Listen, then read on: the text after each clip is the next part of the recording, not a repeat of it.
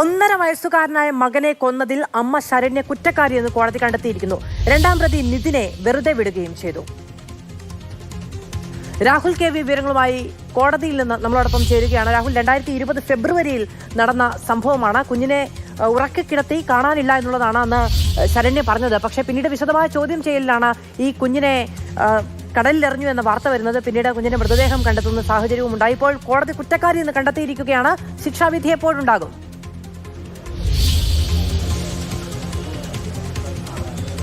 മധു, വളരെ പ്രധാനപ്പെട്ട കേസിൽ സുപ്രധാനമായ വിധിയാണ് തളിപ്പറമ്പ് അഡീഷണൽ സെഷൻസ് കോടതിയിൽ നിന്ന് ഉണ്ടായിട്ടുള്ളത്. അല്പസമയം മുമ്പാണ് കോടതി വിധി പ്രസ്താവിച്ചിട്ടുള്ളത്. കേസിൽ 1ാം പ്രതിയായ ശരണ്യ കുറ്റക്കാരിയാണെന്ന് കോടതി വിധിച്ചിരിക്കുകയാണ്. എല്ലാ തെളിവുകളുടെ അടിസ്ഥാനത്തിൽ ശരണ്യക്കെതിരെ കൊലപാതകം തെളിഞ്ഞിരിക്കുകയാണ്. പക്ഷേ 2ാം പ്രതിയായ നിതിനെ കോടതി വെറുതെ വിടുകയും ചെയ്തിട്ടുണ്ട്. അതായത് നിതിനെതിരെ ഗൂഢാലോചന അടക്കമുള്ള വകുപ്പുകളാണ് ചുമത്തിയിരുന്നത്.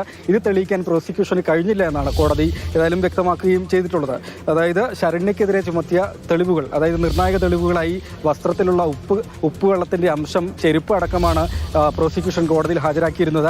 അതെല്ലാം പരിശോധിച്ചുകൊണ്ട് വിശദമായി തന്നെ കോടതി വിധി പ്രതികളെ വായിച്ച് കേൾപ്പിക്കാനുണ്ടായത്. 2 പേരും കോടതിയിലുണ്ടായിരുന്നു. നിർവികാരനായാണ് 2 പേരും പ്രതിക്കൂട്ടിലുണ്ടായിരുന്നത്. പക്ഷേ ഏതായാലും 2ാം പ്രതിയെ കോടതി വെറുതെ വിടുകയും ചെയ്തിട്ടുണ്ട്. 2020 ഫെബ്രുവരി 17-നാണ് ഈ കൊലപാതകം ഉണ്ടാകുന്നത്. അതായത് പ്രോസിക്യൂഷൻ വാദം എന്ന് പറയുന്നത് ശരണ്യയും നിതിനും തമ്മിൽ ബന്ധത്തിലായിരുന്നു. ശരണ്യ പക്ഷേ നേരത്തെ വിവാഹിതനായിരുന്നു. അങ്ങനെ ഭർത്താവിനെ കേസിൽ കുടുക്കി ആ ബന്ധത്തിൽ നിന്നൊഴിഞ്ഞ് നിതിനൊപ്പം ഒരുമിച്ച് താമസിക്കുന്നതിന് വേണ്ടിയാണ് കൊലപാതകം നടത്തിയത് എന്നുള്ളത് കൂടിയാണ്. ഒപ്പം കുഞ്ഞിനെ മുലപ്പാൽ നൽകി 3 മണിക്കൂറിനകമാണ് ഈ കൊലപാതകം നടത്തിയിരിക്കുന്നത് എന്നടക്കം കണ്ടെത്തുവാനും ഒക്കെ തന്നെ കഴിഞ്ഞിട്ടുണ്ട്. പക്ഷേ നിതിന് ഈ കേസിൽ ഗൂഢാലോചന നടത്തി അല്ലെങ്കിൽ ഈ കൊലപാതകത്തിലേക്ക് നയിക്കുന്ന രീതിയിൽ എന്തെങ്കിലും കാര്യങ്ങൾ ചെയ്തുവെന്ന് പ്രോസിക്യൂഷൻ കോടതിയിൽ തെളിയിക്കുവാൻ ഏതായാലും കഴിഞ്ഞിട്ടില്ല.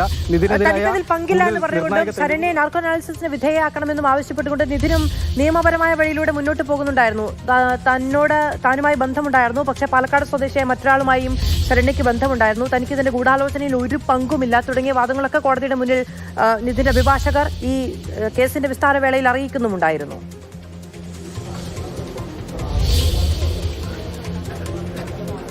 മധു, ഇത് തീർച്ചയായും അങ്ങനെ തന്നെയാണ്. അതായത് നിതിനാണ് കുഞ്ഞിനെ കൊലപാതകത്തിലേക്ക് നയിക്കുന്നതിന് ഗൂഢാലോചന നടത്തിയതെന്നതാണ് പ്രോസിക്യൂഷൻ വാദമായി പറഞ്ഞിരുന്നത്. നമുക്കിപ്പോൾ ദൃശ്യങ്ങളിൽ കാണുന്നത് നിതിനെയാണ്.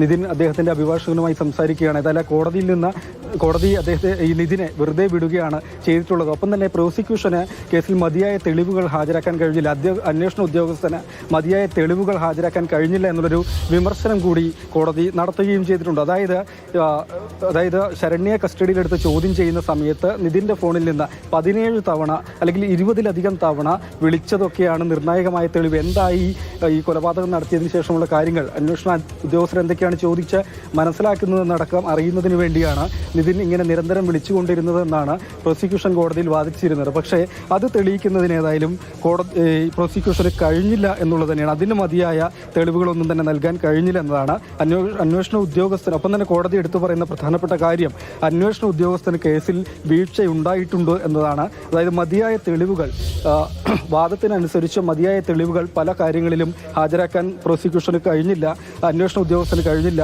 ഒപ്പം പബ്ലിക് പ്രോസിക്യൂട്ടർക്കും ചില ഘട്ടങ്ങളിൽ വീഴ്ചയുണ്ടായി എന്നുകൂടി കോടതി പറയുകയാണ്. ലാഘവത്തോടുകൂടി പിന്നിലുണ്ടാകുന്ന ഗൂഢാലോചന അടക്കമുള്ള കാര്യങ്ങൾ ഞെട്ടിക്കുന്നതുമായിരുന്നു രാഹുൽ. അതായത് അകന്നു കഴിഞ്ഞിരുന്ന ഭർത്താവിനെ ആ ദിവസം വിളിച്ചു വരുത്തുകയാണ്. ഭർത്താവ് വീട്ടിലുണ്ടാകുന്ന ദിവസമാണ് ഈ കുഞ്ഞിനെ കൊലപ്പെടുത്തുന്നത് എങ്കിൽ ആ കുറ്റം അയാളുടെ തലയിൽ കെട്ടിവെക്കാമെന്നത് അടക്കമുള്ള കാര്യങ്ങളായിരുന്നു ആ പ്ലാനിലെന്ന് കുറ്റപത്രത്തിലടക്കം പറയുന്നുമുണ്ടായിരുന്നു. മാത്രമല്ല, നോക്കൂ, ആ കുഞ്ഞ് പോസ്റ്റ്മോർട്ടം റിപ്പോർട്ടിൽ പറയുന്ന കാര്യങ്ങൾ എന്ന് പറയുന്നത് 3 മണിക്കൂർ മുമ്പ് മാത്രമാണ് മുലപ്പാൽ നൽകിയത് കുഞ്ഞിന്.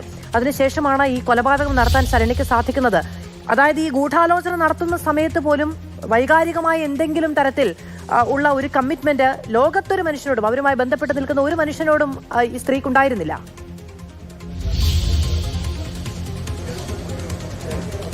മധു, അതായത് ശരണ്യയും ഒപ്പം തന്നെ ഭർത്താവായ പ്രണവും കുറച്ചു നാളുകളായി അകൽച്ചയിലായിരുന്നു.